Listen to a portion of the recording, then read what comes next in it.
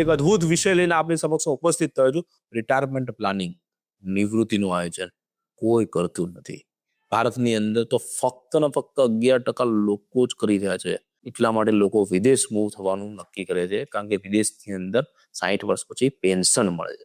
ઉંમર ધીમે ધીમે વધતી જાય છે અને વૃદ્ધ વ્યક્તિઓ ધીમે ધીમે વધતું જાય છે. ભારતની હાલત પણ ચીન અને જાપાન જેવી થવાની જ છે.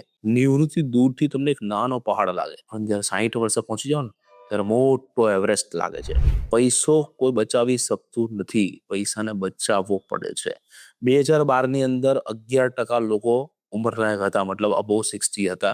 2030 આ આંકડો 16% લોકો થઈ જશે, 2050 22% લોકો થઈ જશે અને 2060 અંદર આ આંકડો 30% ઉપર જતો રહેશે. મતલબ જે યંગેસ્ટ ઇન્ડિયા કહેવાય છે ને, એ ઓલ્ડેસ્ટ ઇન્ડિયા કહેવા માંડશે ધીમે ધીમે. ખૂબ ધ્યાન રાખજો. હજી જો નિર્ણય ના લેવાયો રિટાયરમેન્ટનો આયોજનનો, તો અમને કોન્ટેક્ટ કરજો, અમે તમને એની અંદર મદદરૂપ થઈશું. ભવિષ્યની અંદર લોકો નિર્ભર થાય છે કોની પર? તો કે બાળકો ઉપર.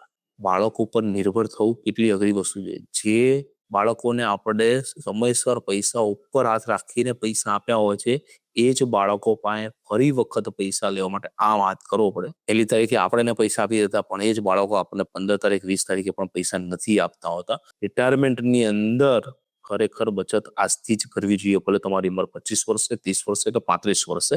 જેવી રીતે તમે તમારા મા બાપને સાચવો છો, તમારા છોકરાઓ પણ તમને એવી રીતે સાચવશે, કદાચ એનાથી ખરાબ રીતે પણ સાચવે છે. મારી પાસે બહુ બધી સંપત્તિ છે, મારે રિટાયરમેન્ટની કોઈ જરૂર નથી.